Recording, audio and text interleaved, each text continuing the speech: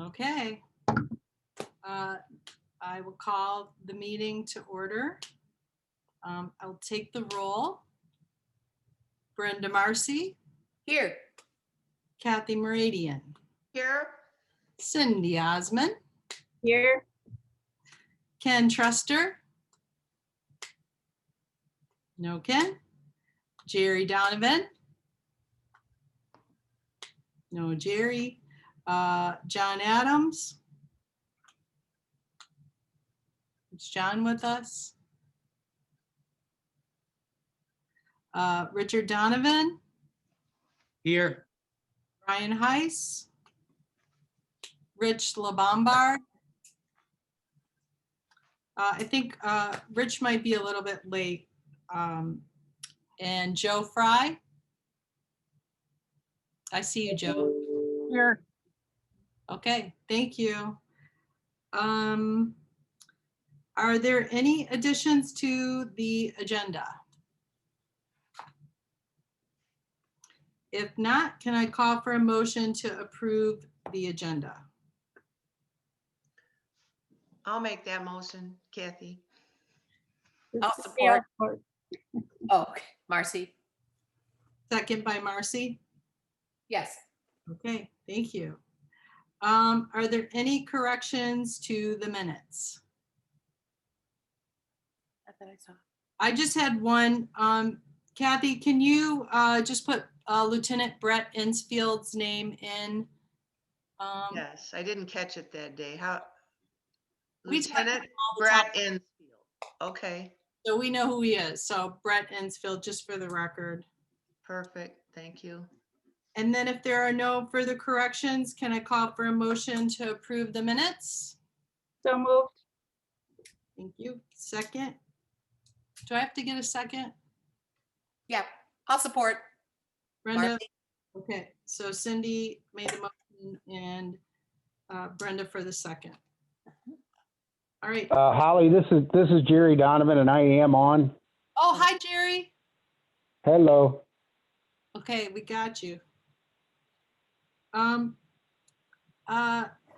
I just wanted to make some quick comments. I want to thank everybody for their time today. I want to acknowledge that the packet was enormous, and thank you for not punching me. We are here to build a community bike trail. None of us have built a bike trail with a tri-community committee before. This is not easy. We don't have a blueprint, but we all agree on the goal. I want to address a concern right out of the gate that by looking at engineers now, we are skipping the interlocal agreement, which defines roles and is an integral. Ken is here. Ken. Hey, Ken. Hey, Holly, this is Hi. Ryan. Yes.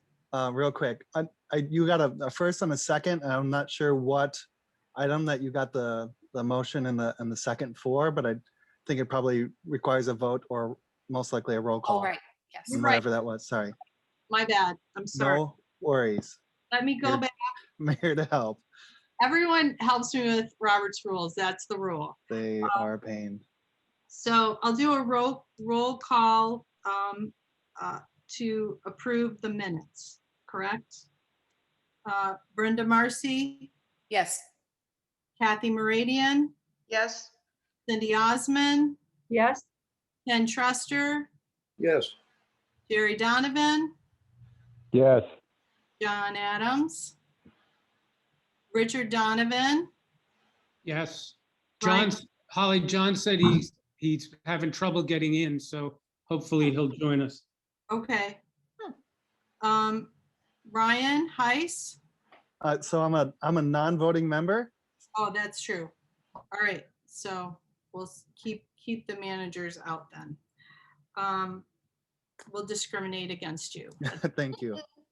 So anyway, I just wanted to make a couple of quick comments. Ken, you were late, but I just wanted to say thank you for your time. I apologized to everyone for the size of the packet. And I just wanted to say that none of us has built a bike trail. It's not easy. We don't have a blueprint, but we all agree on the goal. And I wanted to address a concern that by looking at engineers now, we would be skipping the interlocal agreement, which defines roles and is an integral piece of our job. And I want to let you know that a few of us are working on a draft of an interlocal agreement to bring to the committee. And to stay on our timeline, we have to work on the interlocal agreement and hire an engineer simultaneously. And obviously today we want to whittle down 4 options to 2, and all the firms look excellent. And I just want to say a years-long roadway project would and should have an engineer attached, but in this case, the relationship with the engineers and the friends was severed. So we need to be in the process of hiring an engineer because we cannot discuss public safety or design or cost or maintenance without one. And if we choose wisely, an engineering firm who has built a multi-jurisdictional trail and understands our communities will be a much needed partner. So I thank you for your grace and your patience. It's going to take a village, or in this case 3, to build this trail, and we are going to do it. So thank you. At this time, I want to welcome the public to comment and ask that you keep your comments relevant to the agenda and to 3 minutes. Do we have any members of the public? Or did we scare them away with the size of the packet? Okay. Then we'll just jump in. So at this time, there's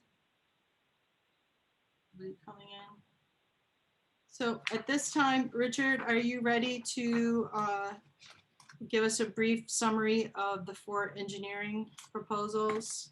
And we can discuss after that. And then Marcia will walk us through a ranking tool that she made for us, but we'll have discussion after the guys briefly go over the engineering firms.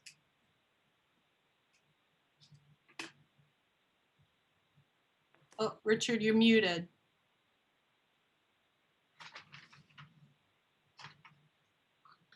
Please let me know if there's a page you want me to pull up while you're speaking. Richard, we can't hear you. Can you hear me, Holly? It's John. Yes, I can hear you. Okay. Okay, sorry. How's that? Better. We got it. We got you both. Okay, great. John's on, so that's good. I didn't want to have to cover his piece as well. So just first, a few introductory comments. The friends and John and myself have no connection to any of these engineering firms, just to put that on the record. We've never worked with any of them and have no relatives or other contacts with these firms.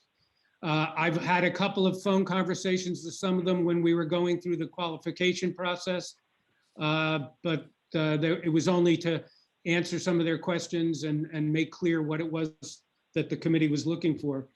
As you recall, we had reached out to about 7 firms and narrowed it down to these 4 to request proposals from. We are not engineers and you are not engineers. We have hired, on the Friends of the Trail, we have hired engineers in the past and had some dealings with them on certain limited pieces of it, but we're hardly engineering experts. So in many respects, you're as qualified as we are. So don't take our comments to be gospel by any means. Erin, if you can pull up that comparison chart, which is near the end of the packet. Any idea how far from the end? Yeah, it was only 2 or 3 from the end, I think. Is it this one? No, it's this one An here. Excel sheet right near the end. That's it. That's it. Thank you. So I originally created this just to help me because, you know, I needed some way to evaluate and compare the 4 proposals. And then John helped me build on it, and we shared it with Holly, and then decided it would help you all if we shared it with you. So again, these are our observations, but don't take it as gospel. You've got the proposals, so you can draw your own conclusions. This is a tool just like Marcia's spreadsheet is a tool to help us get to a decision, narrowing down the 4 firms to 2 finalists who we would then conduct interviews and do reference checks with.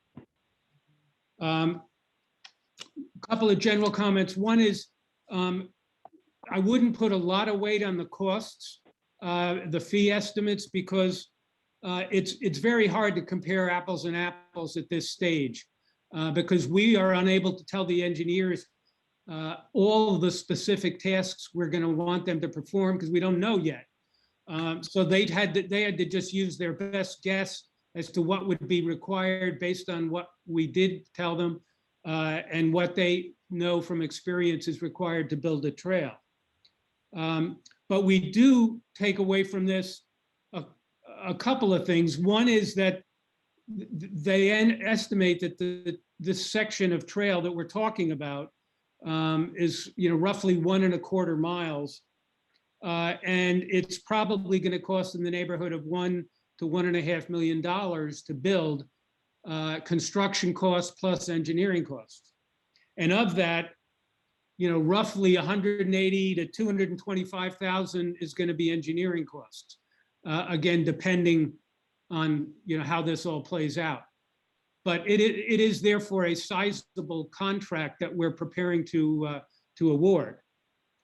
And then finally, just to give you some guidance from things we've read, people we've talked to, and our limited experience, some of the key factors when you're hiring an engineer and selecting an engineer would be their trail experience,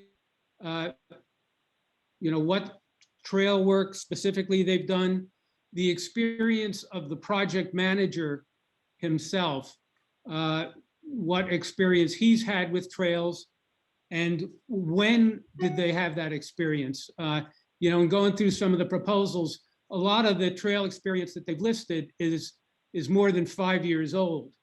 And we have been advised that having recent experience with trails, and in particular with MDOT, is important, because things at MDOT, of course, change and personnel change. So recent experience with MDOT is something to look for. Another thing is just overall skill set. Are these civil engineers? Are they landscape architects? Do they have experience in traffic engineering to the extent we might need that?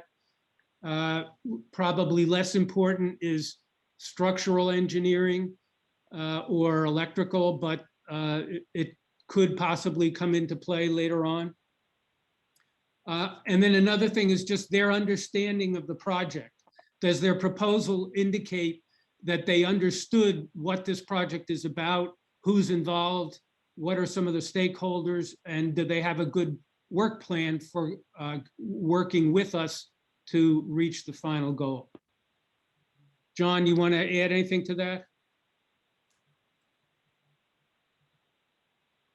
Yeah, I guess I would just add, as we go through it, you kind of touched on this, but thinking about specifically what we're going to be asking these firms, or a firm within this group, to do.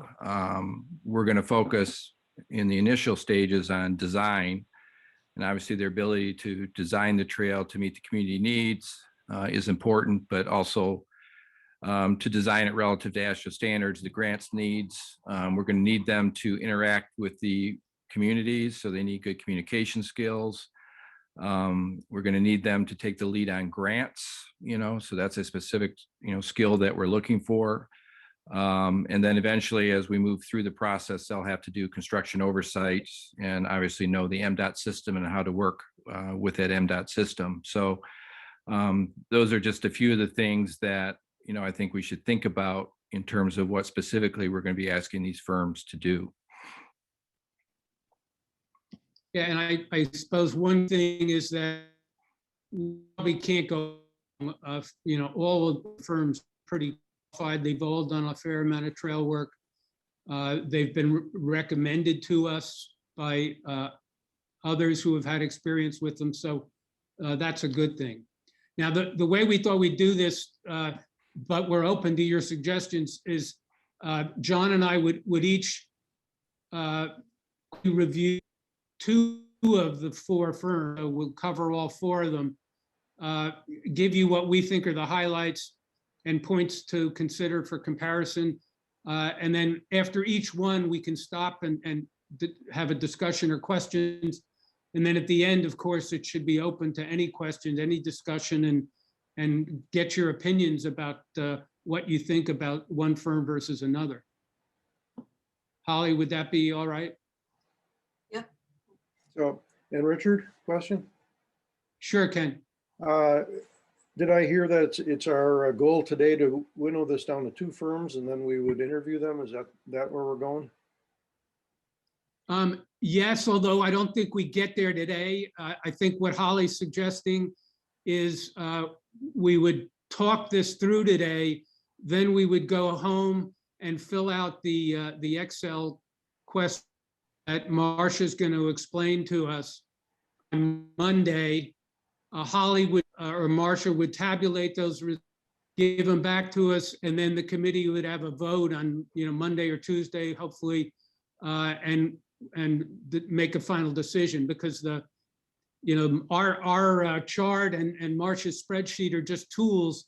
The ultimate thing is how you want to vote, which 2 firms you want to vote for. Okay, thanks. Sure. All right, John, you want to start? Okay, I'm going to start discussing C2AE, who put through a proposal. I guess my bottom line just out of the gate is this is a very strong proposal for a variety of reasons that I'll try to highlight. They are a firm with about 100 people. They have a presence here in southwestern Michigan, including an office in Grand Rapids and Kalamazoo. They have a lot of trail experience. They've done 80 miles or worked on 80 miles of trails in the last 5 years. I think that's the highest of any of the candidates here.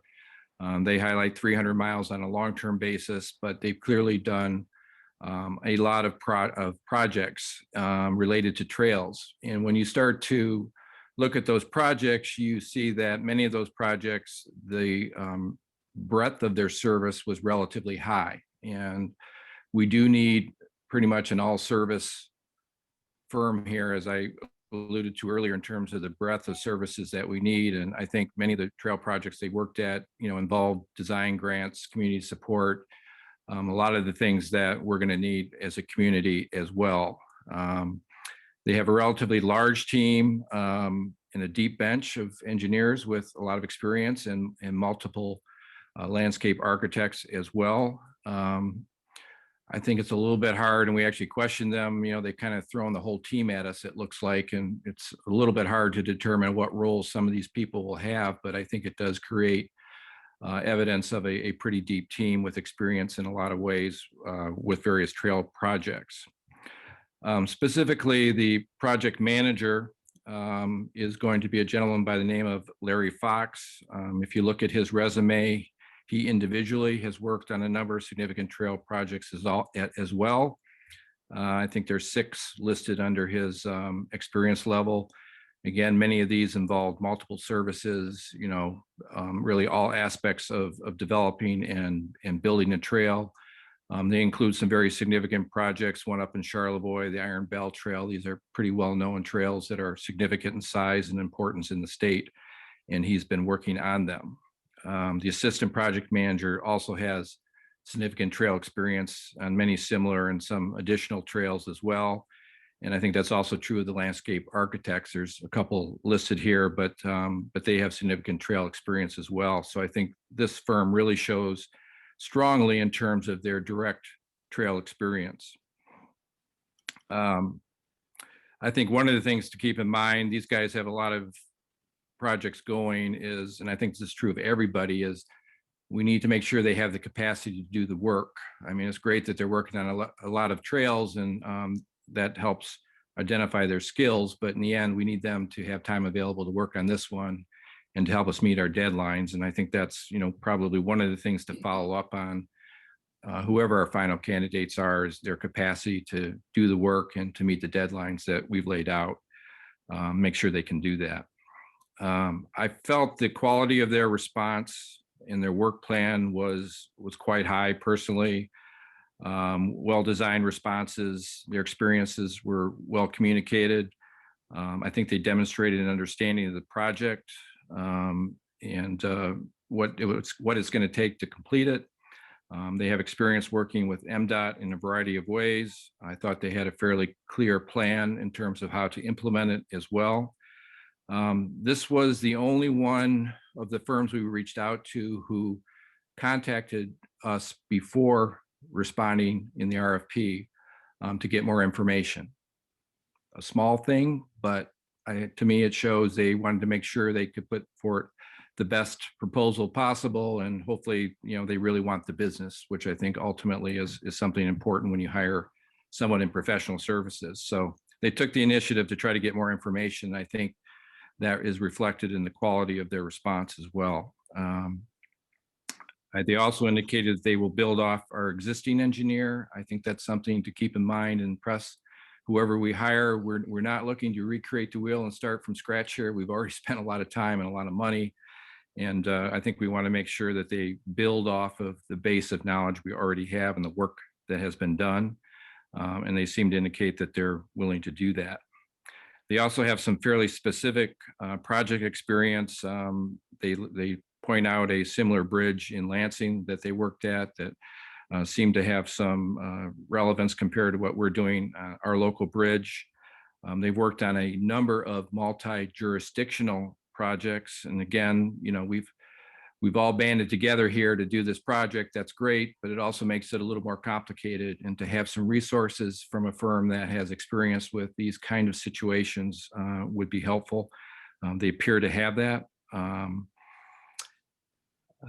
They gave several examples of working on projects with multi-funding sources, multiple grant sources. Getting those grants is going to be a primary responsibility and an important one. They seem to have experience with that as well. They've also worked with a number of tourist communities, so they get the idea of not impacting the local traffic levels and things at peak periods of time, which I thought was favorable also. They presented a clear but limited cost proposal. They're the only one I think that just focused on this initial planning stage, which personally I think is okay because that's really the only thing we can define at this point. And their bid was $39,400. They do have experience working locally. They helped work on the new library in Douglas. They've worked in South Haven and some of the other communities in this area. So people in the area presumably will know them as we reach out for getting more references for them. They have one of their owners is a firefighter. Apparently he worked with one of the fire chief associations with Chief Janik. So there's a connection there and presumably some sensitivity to the EMS issues. And that also could be a positive. So pretty strong proposal, I thought. Not a lot of holes, and they seem to take the time to put forth a good proposal, I thought. Does anyone else have observations or thoughts or things we might have missed or something else might be important? Anybody? I'll just jump in and say that I thought, and I thought that they were the strongest proposal. The fact that they had local familiarity with the Saugatuck Douglas Library and the fire department, and that they called out public safety particularly was great. They provided a communications matrix. They had they had communication engagement strategy and public outreach. So they really, and they communicated with the friends. So from what I can tell, they focus on communication. That's going to be a key variable for our success here. And I like that. And I like just the miles and miles of trail when you see the mitten of Michigan and you see all of the trails that they've built. It was impressive. So I like them a lot.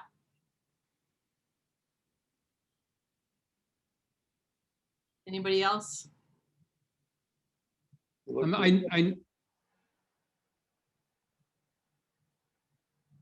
I don't have anything to add to all that. I like, before we discussed them individually, I picked them and more Brugert as my top two, because I thought we were getting down to two. So they were one of my stronger ones. So that's all I have to add to what's already been said that's positive. Madam Chair, this Yes. is Ryan. Yes, Ryan. Hey, if we could just go back to a clarification on the intent of the meeting today and just the process going forward to whittle down to the top pick firm or two. Did I hear that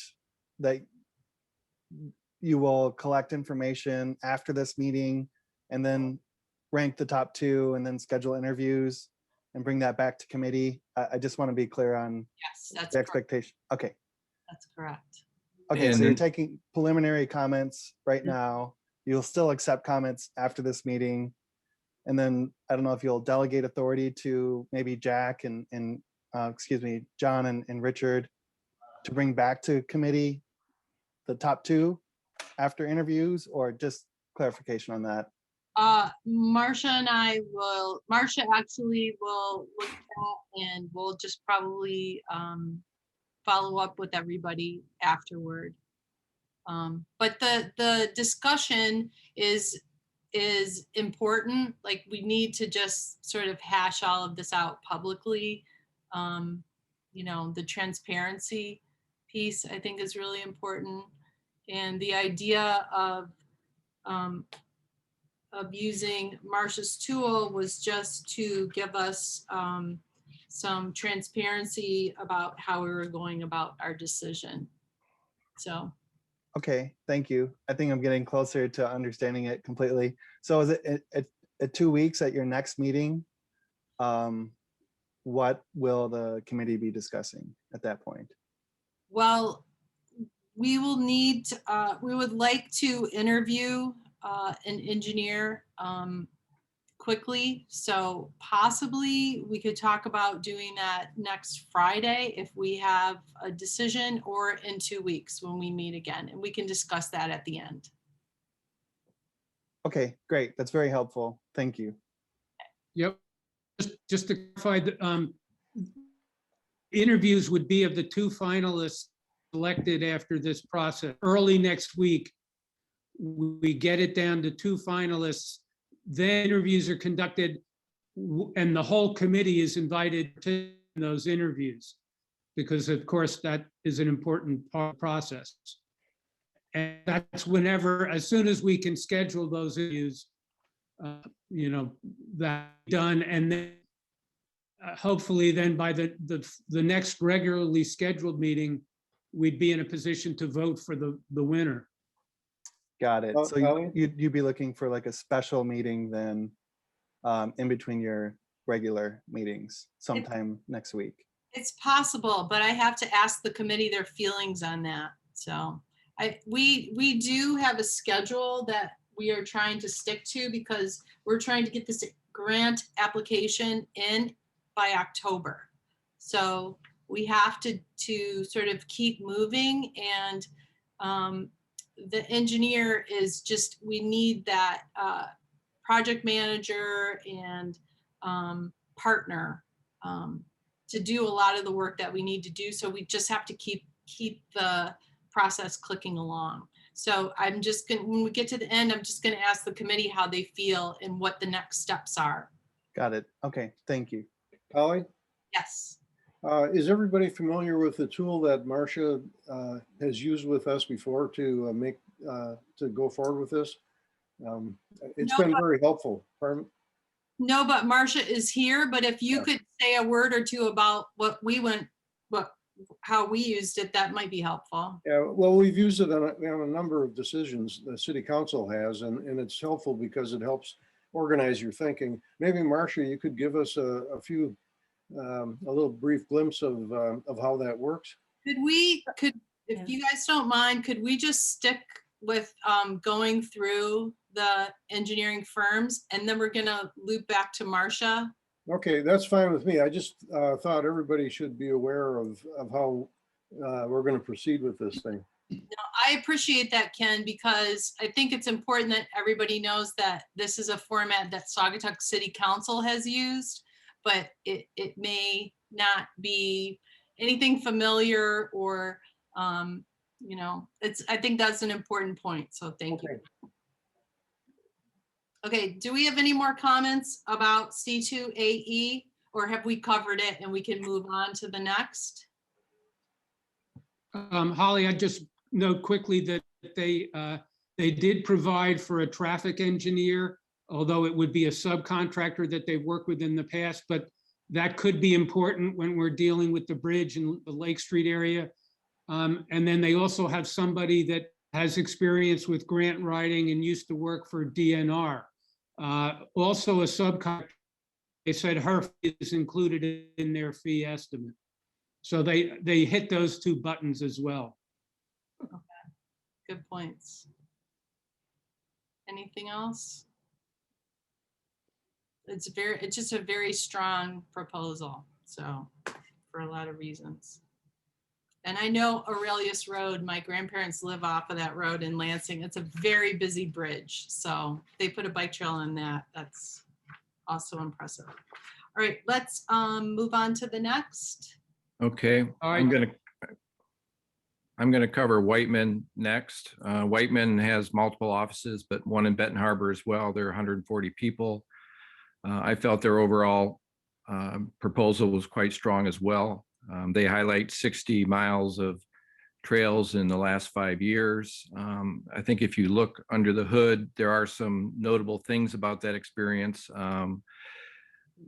Quite a bit of that is still in the planning stage. They have completed some projects. Their signature project is this Indiana-Michigan River Valley Trail. That's about 34 miles. So that's obviously a very significant portion of the total that they've worked on. About 3.3 miles of that is completed. Notable, they did the planning, the design, and the construction oversight. So again, they had a broad role in that major project and completing it, which is something that we'll be needing as well. They did highlight some projects that were multi-jurisdictional, like ours, Antwerp Township project. They're involved with a project that includes Kalamazoo, Kent County, and Allegan County. So again, kind of a big multi-jurisdictional project. So they seem to have some experience in that type of work as well. In terms of the people directly assigned to the project manager himself has limited trail experience, at least based on what they provided. I think he's on the docket because he has a relationship with the Allegan County Road Commission in Allegan County. So there's a relationship issue there, but I think he's going to provide fairly high level input, maybe relationship skills, not, hands-on skills. So you might keep that in mind. This is unique to this particular firm. The project leader is a landscape architect. I don't know if that's good or bad, but it's different. He does have experience, but it looks like most of that experience has been in designing trails, not necessarily leading them, but he has been designated as a project leader for our particular project if they are hired. They do have engineers on staff and assigned to this project that look like they have quite a bit of trail experience, which is strong. I'm not sure why they're not the lead, but they certainly bring the skills, I think, from the engineering standpoint that we need. One other note, if you kind of look at their experience, a lot of it is really within the last 5 years. I think for whatever reason, this looks like they've maybe focused on this area. So that means some of it's obviously still in the design stage, not necessarily completed. But if you look at the people who led most of the projects they've been involved with for trails, it's actually a guy by the name of Carlisle, or a person by the name of Carlisle. It's not a person who's on our team. Might be a question, perhaps he he's busy because he's on a lot of other projects, but you want to make sure you're getting the A team. And again, I think it's a strong proposal with strong experience, but I think there's some questions to clarify the roles and the experiences in terms of leading a project here. They highlight working on several Michigan Natural Resources Trust Fund grants every year. That's obviously a big positive. They talk about 7 to 10 projects related to MDOT and their what they call their LAP process, which I think is a fairly cumbersome process that MDOT requires of all people that work with them. It's not clear how much of that was directly related to trails or TAP funding, but they clearly have a lot of experience with MDOT as well. But we'd probably want to clarify what their experience is with the TAP funds as well. They've stated experience with signals. They're doing these extra services in-house in contrast to C2. They appear to have substantial experience related to signals. They say they've worked on over 100 signals and don't believe that it's going to be a significant issue in this particular case. They're pre-qualified to work on signals by MDOT as well. I felt their contract was pretty complete as well, demonstrating knowledge of the project as well as knowledge about the MDOT process, which is kind of what they laid out in their plan, which obviously they need to understand to execute here. They do have some strong local experience. They worked on a number of projects with the Allen County Road Commission. So this is somebody that's going to be known to the Road Commission. Obviously, they've assigned one of their principals that has a relationship there.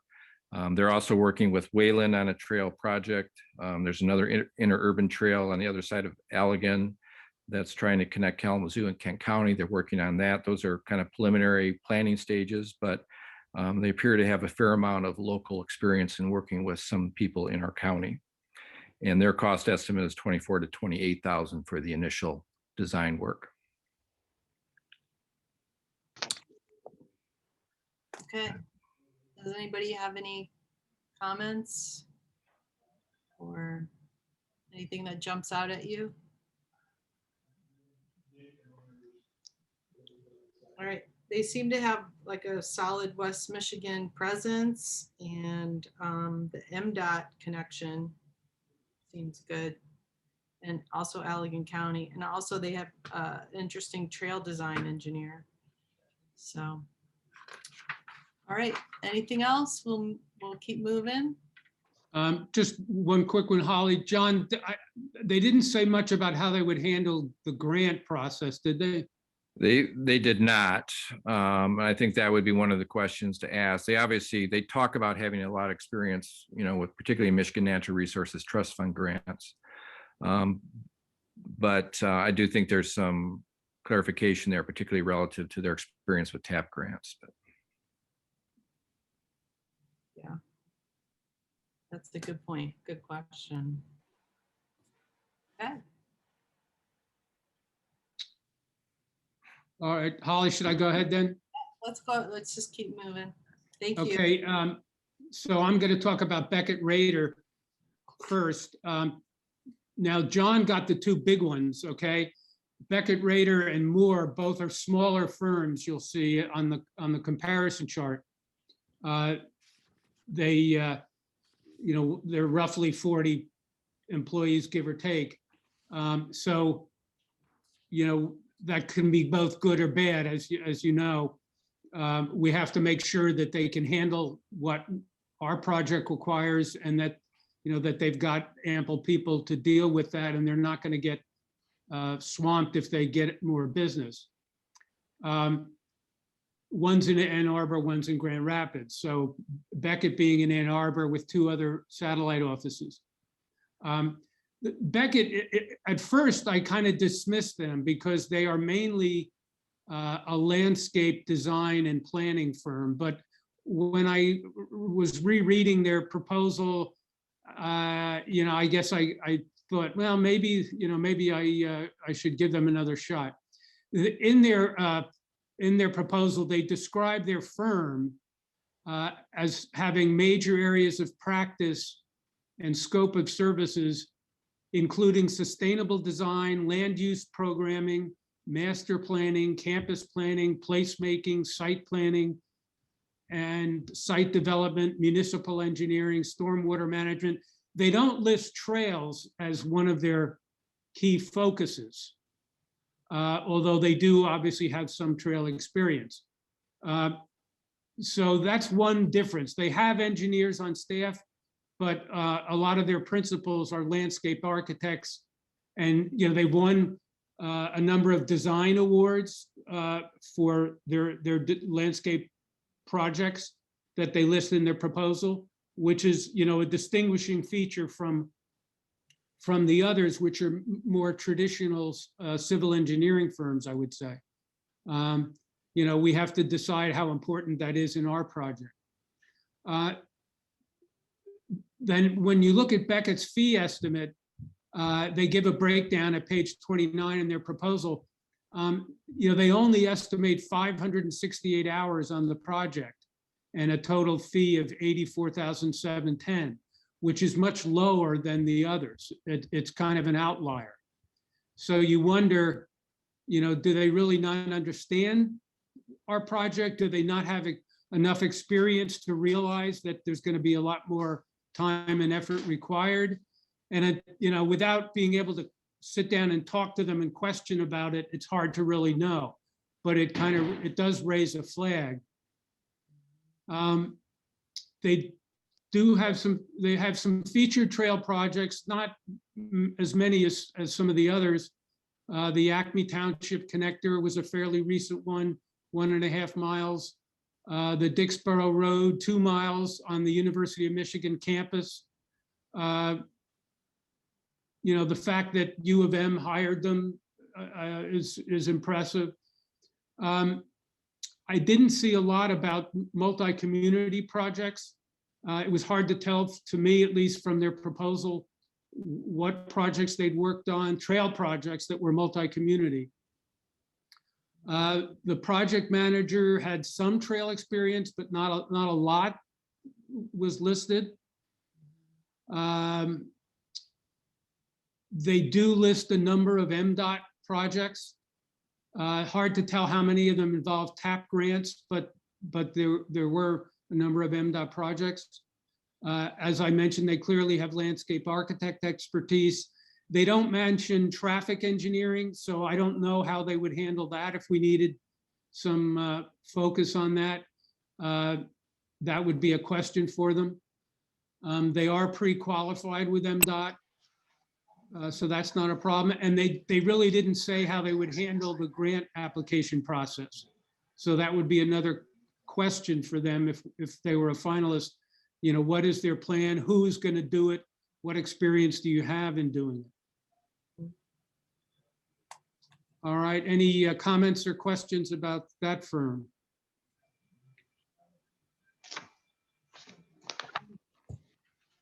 I would just say I noticed, to your point of recent relationships with MDOT, I noticed that when they listed their MDOT projects, they didn't have dates. So,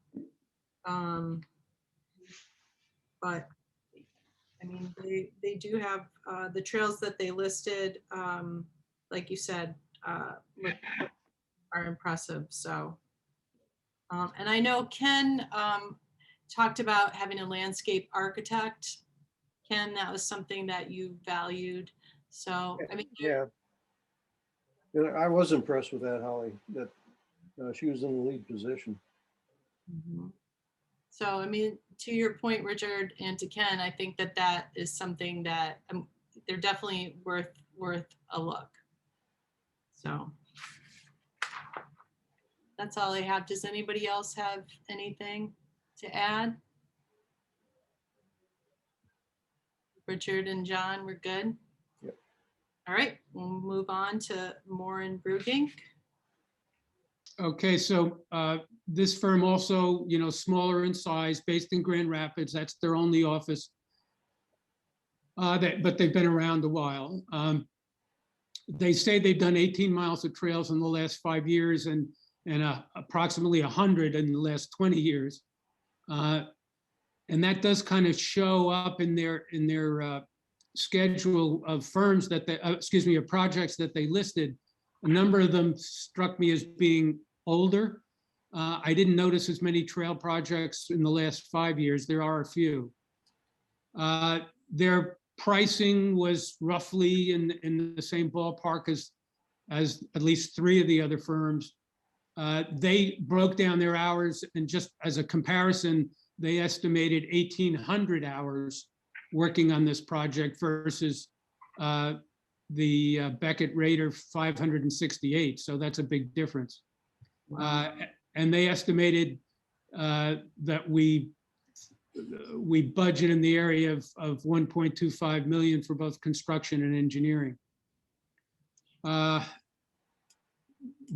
of the nature trail projects they cite were Ada's Village, which they worked on for a number of years, culminating in 2013, 3 Mile Road in Grand Rapids, 2014, Kentwood Pathway, 2007, Ferrysburg, 2015. They did cite several were multi-community, the Kennewaw Trail, which is Zealand and Jamestown, and the Grand Haven, Ferrysburg, Spring Lake project. But both of those also a little bit farther in the past. The project manager does have trail experience. Specifically, he cited the Ada Township Trail and the Kentwood. Their DOT and TAP grant experience was a little unclear to me. They clearly say they have a lot of experience in MDOT, but it wasn't easy to determine how much of recent. They have a guy who has a landscape architecture degree, but he seems to spend a lot of time as what they call an agent, which means I think he deals a lot with easements. You're doing a project, you need to get easements from local property owners. He's their guy who goes out and negotiates property owners and does that kind of stuff. But he has had some landscape design experience. They cite one of their engineers, Mr. would be in grants, would apparently take the lead in working on the grants. He's an engineer, not a grant writer, but apparently has experience doing grants. They cite this company, Progressive AE, as their traffic engineer consultant that they would use if we need traffic engineering work done. So they do have somebody that they work with that has that expertise. They are qualified. They've done work in Holland and South Haven, not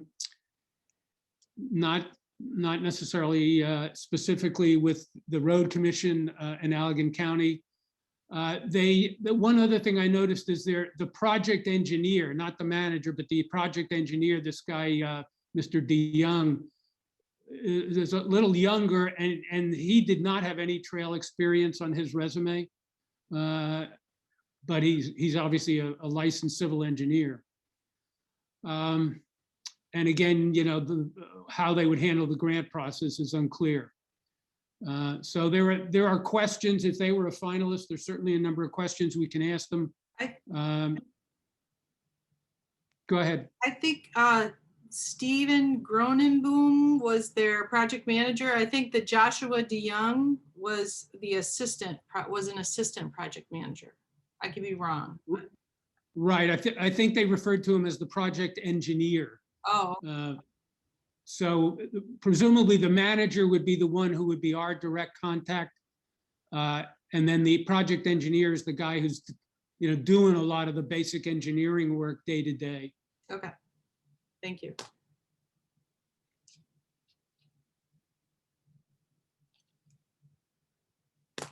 Okay. Does anyone have any thoughts or comments?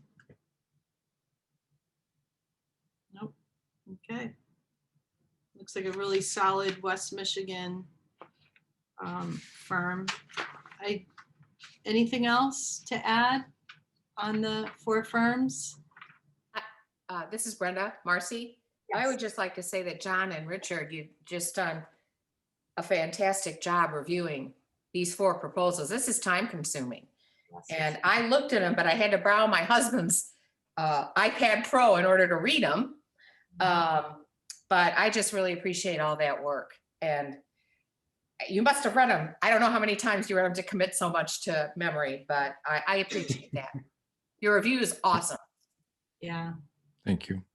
yeah. You did an Thanks. excellent job. And also writing the RFP. I think the RFP was really well written, and that also took a heck of a lot of time. So, but I mean, I'm so impressed with these 4 Yeah. firms that we had. So I just really want to echo what Brenda said. I really appreciate just the sheer amount of hours and effort that you put into it, and it really paid off.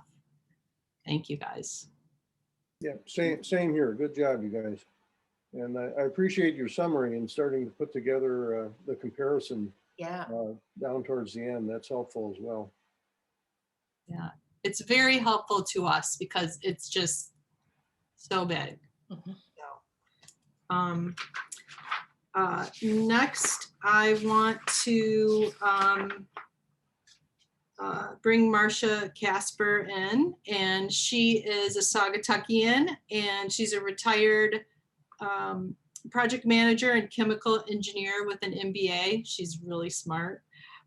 She did decision analysis and external contracts, among other things, at Consumers Energy, and she uses her skills in weighted criteria ranking to help the Saugatuck City Council make decisions from time to time, most recently with flooding, which is what Ken was alluding to, and we found it as a council very helpful. So I'm going to let her take it from here. Yeah, thanks, Holly. Yeah, I know I heard early on, John and Richard, before your reviews, that you're not engineers I am an engineer. And so I actually have over 20 years of experience working at Consumers with gas and electric engineering departments and our power plants and the technical labs and project. I retired as a project manager, and this is music to my ears. So I'm hopeful and think that I'll be able to help you guys get to a top 2 and ultimately a top 1 that will help make it a success. Basically, just to give a high level overview of how I developed this tool, and it is a tool just to help the committee for documentation purposes, and ultimately, to provide some objective evaluation of the 4 firms, giving all of them a fair shot. And it's based on the 3 major sections. You can think of it as, under the kind of the blue to the left is the criteria, and that's like what's important. And it's based on the RFP, the requirements that you sent out for the bidders. And they kind of fall into, here it's listed as 2 categories, but like in project management, there's typically 3 kind of high level categories of evaluating. And they're typically a technical aspect. And in this case, that's your, the engineering. If you were asking someone to write something, it would be their writing, their technical skills. And then also the managerial, and that gets into being able to manage the project, and meet the goals, finish the trail. But also the other key aspect is, bringing along, the public, the 3 jurisdictions, the township, the city of Douglas, the city of Saugatuck. So what falls into, change management and communications, that's critical to this project. So that falls under managerial. And then the other one is usually price or cost. And as Richard pointed out, because of the nature of the project, that we kind of pulled that out and didn't list it as a criteria. And so we're basically looking at the requirements that fall under the technical and the requirements that fall under the managerial. So those are the criteria. So what's important to the committee? And then also the weighting is to what extent are they important? And so, for example, the first one in terms of the firm experience, that's listed as 10% of the weighting of the project is heavier than, for instance, number 7 there, experience in working with the fire or police department, which is weighted at 5%. So you can, at a high level, the most important ones, or like 60% of the weighting falls on, for 2, 3, and 8, which is your project leader at 20%. Number 3, the engineering and grant writing, that's deemed the most important, and also the work plan, the overall approach, and is it comprehensive? And that, I think, in the presentations, it came out also, the communications and identifying stakeholders and helping bring them along. That's important for this project, especially because it crosses the 3 jurisdictions. So the criteria there, the second section in the middle is where the committee members would rate and put your score. And I'll go over that. And then to the far right is just the weighted score, and that's calculated. But back to the ranking, what we're asking each to do, this is just what I'll call like a simple ranking. We're not trying to say, well, how much more important is one over the other, just that, we're ultimately, the goal is just to get to a top 2. And so it's just, I see, Reitman, firm Reitman is better at project management, in my opinion, than more Brugg Inc. So they're going to get a higher score. So as I have noted there, what we're asking is just to rank order 1 through 4, 1 being the highest, or I think this is the best firm in terms, or bidder in terms of this criteria, to rank 1 through 4. If you can't differentiate and you think that they've all met the criteria kind of equally, feel free to mark them all 1s. And if you think 3 of them are the same, as I have there as an example, and then 1 is a little bit less in terms of meeting that criteria, you can do, a 1, 2, 1, 1. Feel free to do that. One caveat that I did have, if you feel that someone failed a criteria, doesn't meet it at all, go ahead and just mark it a 4. So maybe they're all really great at, their project manager or who had they identified, you thought they were all of equal strength. And so you gave 3 of them a 1, and 1 of them seemed like, why did they pick this person? Go ahead and put a 4 there instead of a 2. So other than that, you just fill in, where I have the squares. Oh, the other thing, as you're filling it out, make sure I missed putting a name, but so below confidential on in the spreadsheet, or if you fill it out on a piece of paper, make sure you put your name in so we can track who's provided the feedback. And if you're going to send the Excel file back, make sure that you save it I have much experience in sending files out that I forgot to save before I hit the send button. And then ultimately, so to the right, you'll get the weighted score, and the total score will be at the bottom. And what we'll do, and Holly will go over the details, but like golf, the lowest score wins, according to the tool. But I have a saying, tools don't make decisions, people do. And this is just a tool to help, hopefully to, bring to the top 2 firms. And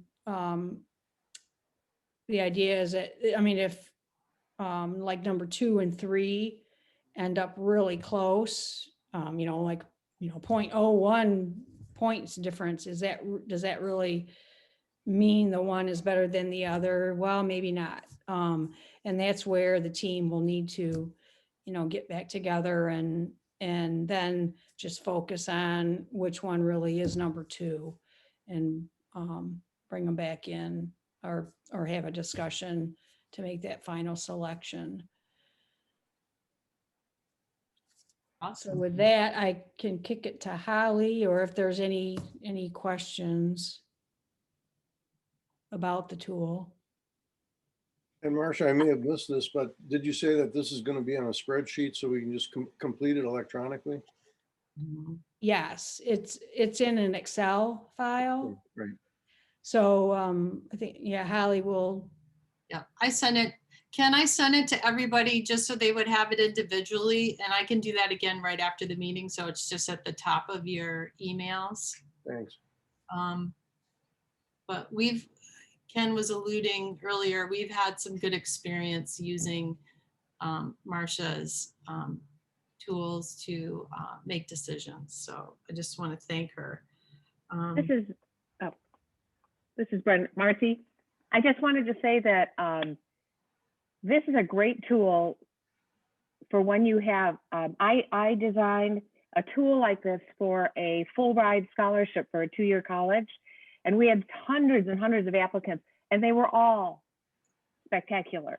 So I've had to find something to pull for objectivity and subjectivity. They all had to write essays, but it helps us. I found that it really helped me to whittle it down to that final decision, because you notice things you didn't notice before. At least that was my experience using a tool like this. Thank you.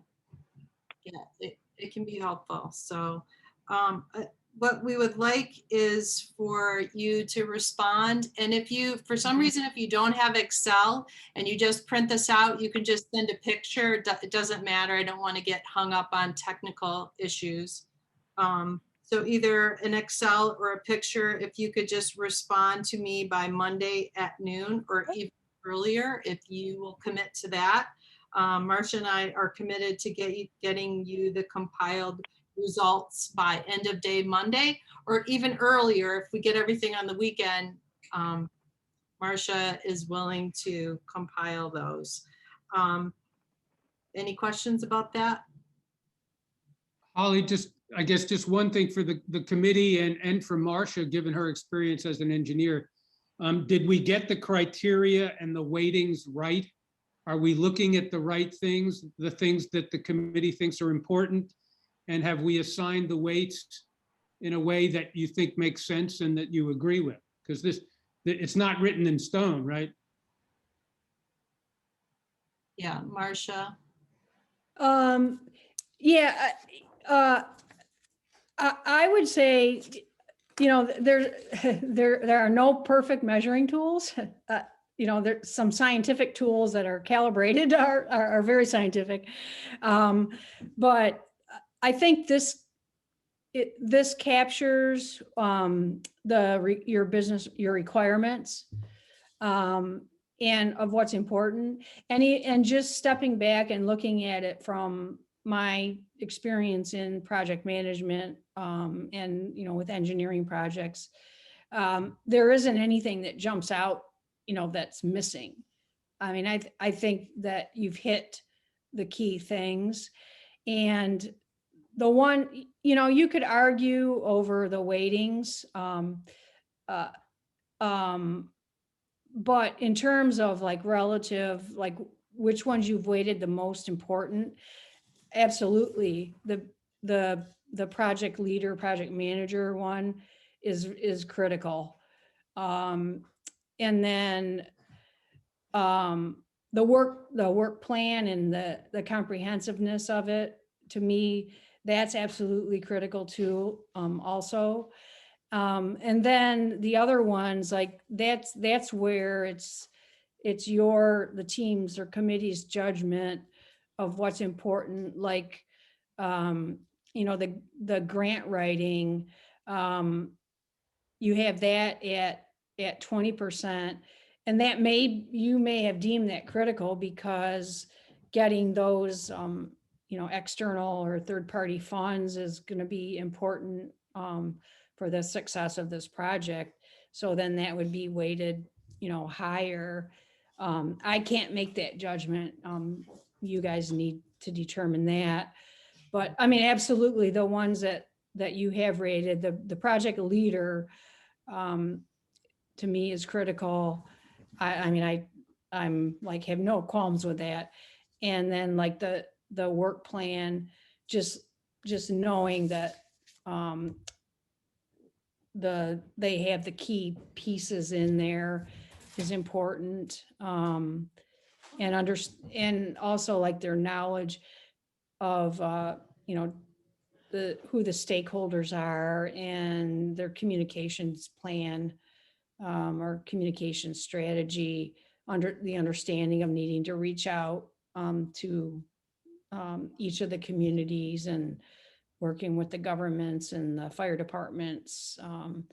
There's a lot of stakeholders in this project, and I know, you know, from the past that this has been kind of a hot button issue, and so a firm that recognizes that, and reflected that in their bids, to me is important. So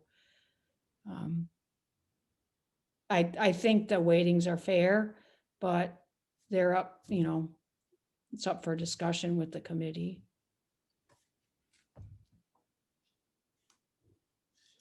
Thank you, Marcia. And I know you did track this with the RFP directly.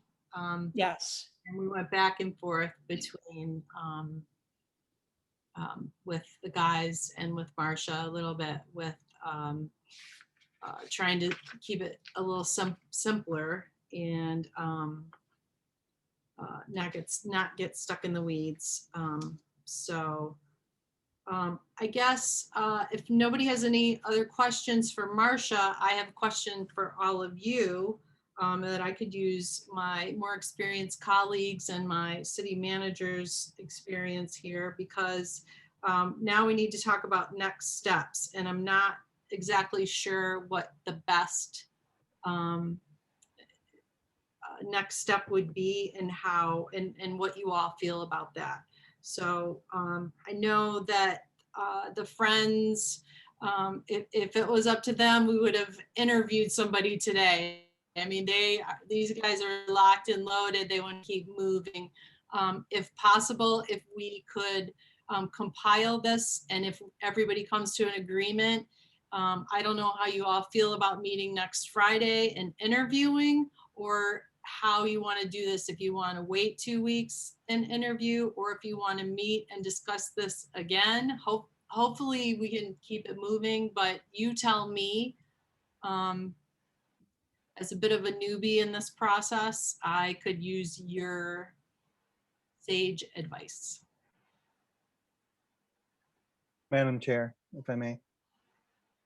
I think we should ask Richard and John kind of their expectation of timeline on this, and then maybe I can offer some recommendations. Thank you. Well, I'll go first, John. I would hope that we could compile the results of Marcia's Excel, you know, by Monday, as Holly said, and then we have to vote, because you know, you may or may not vote according to the outcome of the Excel spreadsheets. You know, the firm that turned out to be the lowest number might not be my first choice for some reason. But I would hope that vote could happen sometime next week. And then we can, because that shouldn't take that long, I don't think. I mean, there might be some discussion at that point, but we've had today's discussion and we will have gone through the exercise of filling out the spreadsheet. So hopefully we could vote pretty quickly next week sometime if we could have a short meeting. Then we'd be able to notify the two finalists and have them ready to appear at our next regularly scheduled meeting in 2 weeks. Because we do, we need to give them a little lead time to prepare. And then at that, that would be the interviews. And the committee would be able to ask questions, would be able to size people up from actually seeing them on Zoom and hearing their responses. So that I guess that would be my suggestion. John? Yeah, I think Holly said it. We've got a lot of work to do. Our charter says we're going to be done by the end of June. And this particular skill set that this firm will bring is going to help us accomplish a lot of what we need to do. So, we've had meetings where we don't have anything to do, partly because we're not ready yet to discuss it because we don't have the skills to help get us to those decisions. So I think the sooner the better. I don't know the rules of engagement here in terms of communities, but I guess from a practical standpoint, we could do our rankings and perhaps, vote on this particular, our two top choices as part of the process here. Whether or not we need another meeting to vote, I think that's kind of up to the community requirements, but. Well, John, I think that depends on how the vote comes out. True. We might arrive at a good consensus here. True. And be able to skip the step and just go right ahead and pick the, and invite the top two. And otherwise, I do like Richard's approach to it. I think we should aim towards interviewing and selecting at our next regular meeting, which would be 2 weeks. And then somehow between that 2 weeks fit in the intermediate step of the voting and picking the two. Yeah, just to kind of echo what's been said, my understanding, the goal is just to get to a top two. It doesn't, in my mind, it doesn't matter whether someone is number one and number two or number two and number one. You're just trying to come to the top two. The decisions are going to be more if number two and number three are close, or someone thinks, who's number four should be number one or number two. So just keep that in mind, that you just need to come to a consensus or agreement on who the top two are. Thank you. Madam Chair. Yes, Ryan, please. And I'll ask my colleagues to chime in if they think differently. But just listening to the conversation, I think you actually have like 3 or maybe 30 options going forward here. But the 3 options, as I see it, would be, is this committee ready to rank or select kind of 2 firms today based on everything they heard, and then delegate authority to certain members of the committee to schedule interviews and then bring that back to committee at their next regular meeting. So that's one option. 2 would just be delegate authority to certain members of the committee to collect the rankings, based on the rankings, interview the top 2 based on the rankings, and then bring their results back to committee at the next meeting. Or the 3rd option would be to have a special meeting midweek next week of the full committee when the rankings are compiled, and then you all could select the top 2 for interviews. And I think there's pros and cons to each, but those are kind of the 3 options as I understand them. And I'd look to my colleagues or the committee to add anything Ryan, to that. Can you repeat number 1 again? If the committee is comfortable today, they could actually just say, based on everything we've heard, these are the top 2 leading firms, and go ahead, schedule interviews, and those interviews, you could have a special meeting to conduct those interviews, which I would recommend for transparency, but you could get that scheduled for, early next week, mid next week, late next week, whenever. And I think there's lots of little options in between, but those are like the three basic options, I think. And again, I look to my colleagues. Rich, do you have any? I'm here, I'm listening in. I don't have any problem with the approach. Ultimately, you're just going to get down to one or two firms to interview. And I think however the committee defines it, that's fine. More thinking where our role here, Ryan, is how do we get this back to our communities for approval of this contract? So that's where I'm thinking a little bit ahead. But yeah, I think Sure. this committee can decide individually or among themselves how they want to get down to these bottom two and do the interviews. Right. And then, so just for clarification on Rich's comment, his concern is how do we get this back to our legislative bodies? And so ultimately, whatever recommendation you make goes to our individual municipalities for a vote, and we're all signing on, which gets us to a different step than we're discussing right now, but Rich is a couple steps ahead of us. And I don't know if Joe Fry is still on the call or not. Joe is here. Do you have any comments, Joe, colleague from the township? I believe Joe said he had another meeting in Got the it. middle of this and he was going to try and listen with one ear to each. Got it. Okay, thanks, Aaron. Ryan, the only change I'd make in what you identified as the three options is, I don't think anyone was suggesting that the interviews be delegated to a subgroup of the committee. I think the idea was that the whole committee would be allowed to participate in those interviews. Great. Okay, so that takes away the delegation option. So I don't know, based on everything I heard, Madam Chair, I'd say compile the rankings and maybe you can just task that to, I don't know, you or it doesn't matter who. And then it looks like we'd be hosting a special meeting for interviews at some point next week. And that way you'll have those interviews ready for your regular, or the results of the interviews ready for your regular meeting to take some more action. Okay, so Marcia and I would compile. I will get back to the committee. We'll have a quick special meeting next week to go over those results, so everybody can weigh in, and then we can tee up for interviews at our next regularly scheduled meeting. Is that correct? I think you were, Oh, and I'll need some help here. I think you were trying to schedule some interviews in between your next regular meeting. Or would you like to have the interviews at your next regular meeting? well, I think Richard made the point that we're gonna need to give the firm some time to prepare as well. So I think if we just have a special meeting next week and quickly go over these results, then possibly at our next scheduled meeting, we can have our two finalists available to interview. Does that sound correct, Richard and John? Shake your heads. No. Yes, I think that would work for me.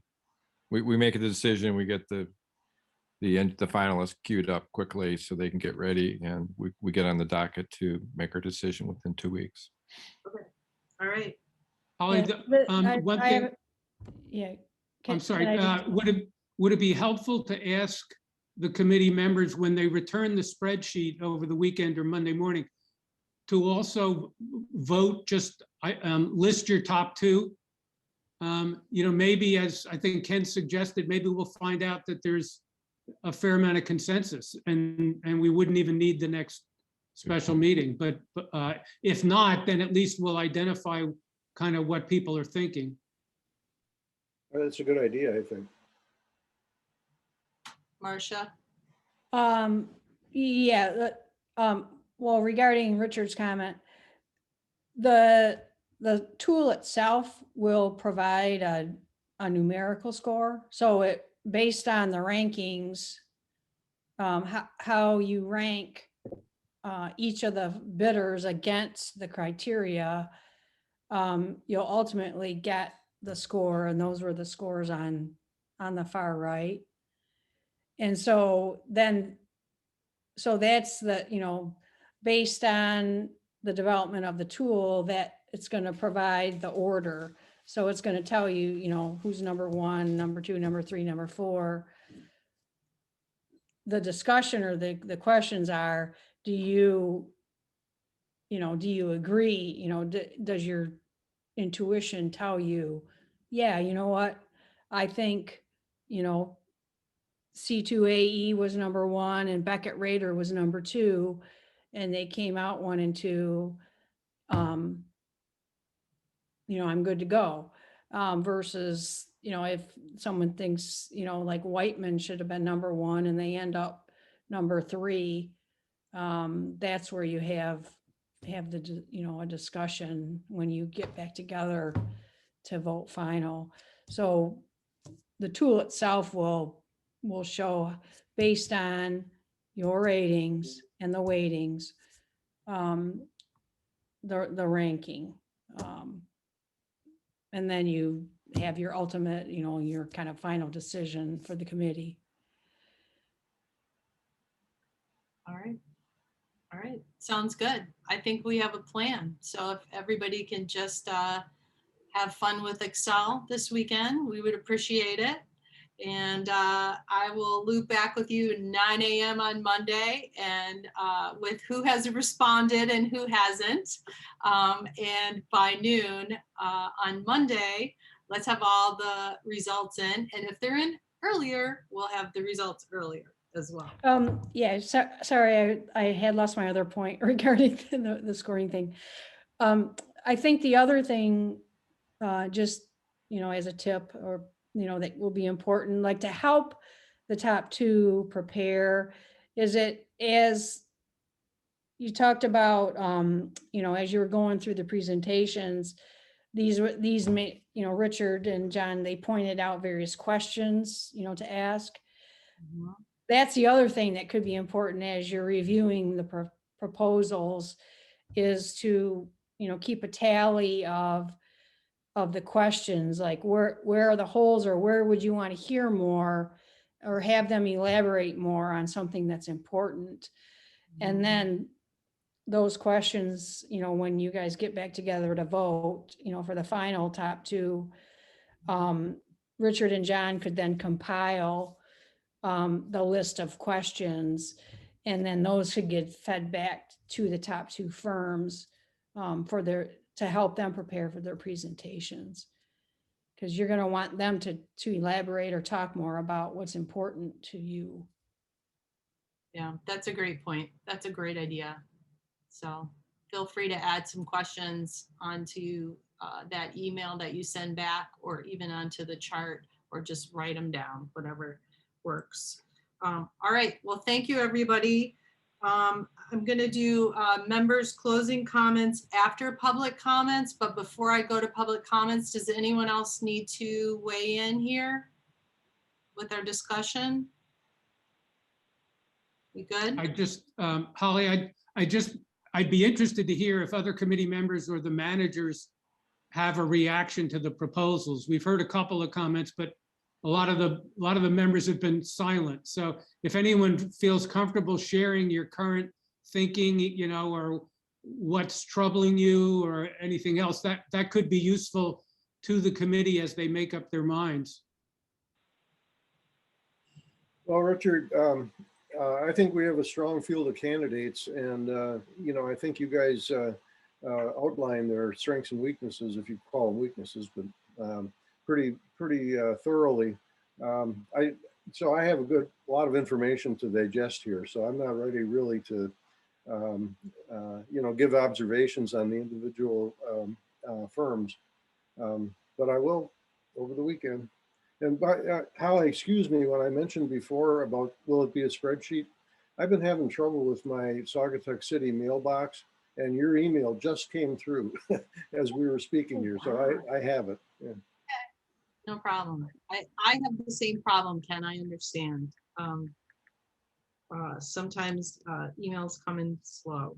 So with that, I think I will, if nobody has anything else, I think I will move on to invite the public to comment at this time. And any member of the public that wants to comment, please keep your comments to 3 minutes. Anybody? Going once, going twice? Okay. No scintillating engineering proposal comments from the public today. I have a members closing comments if anybody would like to have any remarks. And I would like to lead off and wish Ken Truster a happy birthday. His birthday was yesterday. Thank you. Happy belated birthday. Yeah, thanks. It's always good to be around for another one, you know. Yeah, sorry you have to do an Excel spreadsheet for your birthday weekend, but that's how it goes. Yeah. There you go. And I just want to thank the Friends of the Blue Star. They've done a tremendous amount of heavy lifting here. And I just want to thank Marcia for it. She enjoys this stuff. It's a pleasure that she could sort of bring this level of weighted ranking to us. And Ken and I have used this tool in the past, and I think Ryan might be utilizing her in the future. And we're just really thankful that you could share your skills with us. And thank you, everybody. I know this was a lot of stuff. We tried to make it simple as possible. So just thank you for your patience with me. Anybody else would like to chime in? Madam Chair, Yes, Ryan. thank you. I just want the committee to know and members of the audience that we had a really excellent meeting with Richard and John, yourself, and the city manager from Rich, who's still on the call, and the township manager as well. And to my surprise, that was the first time that's happened in quite some time, and or maybe ever. So I'm just really happy that lines of communication are open. That was a really positive meeting. I think this committee's headed in a really good direction, and I'm enthusiastic about what's happening. Thank you, Ryan. Anyone else? I was going to add one step we haven't talked about is reference checks. That's something we'll want to do. I think, you know, as Richard and I discussed it, you know, we probably just do it on the 2 finalists, and we'd be willing to do that before the actual interviews. But if anyone has any input in terms of how to do that or when to do that, we'd be interested in that input. Okay, Kathy? Oh, you're muted. You're muted. Can you hear me now? Yep, we got you. Okay. I've been thinking about that too as we've been talking, because I had a gut feel when I read all the things about who I liked. You heard me earlier, and I quickly judged on my gut. And then when Richard and John went through everything today, I have more to go on, I feel, and I can go back now, relook at that and fine tune my own gut, because I'm not that technical, and that helped me a lot today. But a lot of what I did think about was the references, because I think one of the most important criteria is, when you're really working with a firm, do they do what they say? You know, say what you're going to do what you say. Do they meet their deadlines? Do they absolutely rise costs all the time and do change requests, and you have communication breakdowns all the time? To me, that's like one of the highest ranking criteria you could have. So those references, if you're picking the final firm, one of these 4 even could have real high in those areas and the others not so great of a track record. That would make way big for me to rule somebody in or out. So I don't know. I wish we could have even done them before these 4 just to get that sense. But at least with the 2, I would think we'd need the references in before picking the final firm. I mean, if not sooner. So. Kathy, that's an excellent point, and I will definitely commit to having that, having the reference checks. And I'll, And I hired a kitchen guy and I should have done that. And he was terrible and I'll never, and he was highly recommended and all this. So it's hard, you know, and I'm sensitive to, you have to know if they're going to do what they say and they're just all fancy pictures and talk. yeah. Well, Thank you. I point out that Kathy used to be an employment recruiter, so a headhunter, so she should know. Maybe you can help us with reference checks. I had to do a lot of reference checks in my day. Yeah, Good. this is Marsha. Just again, I totally agree that you should absolutely do reference checks. And there's a couple of ways to do it. You could either like do it for the top two, start calling references now, before they, once like after Monday and you vote, whenever that is set up and you have your top two, then start reference checking both of them, or bring them in and then after after you make your final decision, like who the top one is, before you award the bid or, shout out that you're number one, you reference check that firm just to confirm your decision and then go ahead and then make your announcement. One more comment on references. I don't think they'll give you references. And of course, those are always going to be good. So the hardest part is trying to find out their projects, and maybe somebody has a connection in Lansing or in Ann Arbor or wherever their projects were. Like, Ken, you have a lot of Ann Arbor connections, and I mean, things like that. And how do we call somebody who might know the firm? We all have connections, and get the real skinny is what I'm saying, besides what they give you. And that's hard to pull out, but it works.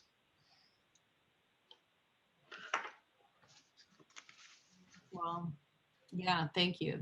That's a good point. So maybe when we get down to our two, I might be in communication with the committee and see if we can, how we can go about that. And I'll work with Marcia and the friends to make sure that, we do the best, sort of level best reference checks that we can, the most effective. So, good point. Thank you. All right. Anyone else have any final words? We good before we let Ken go off on his birthday conga line? Madam Chair, I'm sorry, the problem with being a host is there's no way to raise your hand politely. Oh. Brenda Marcy sent a message saying she would like for you to read her message to the committee. Okay. Let's see.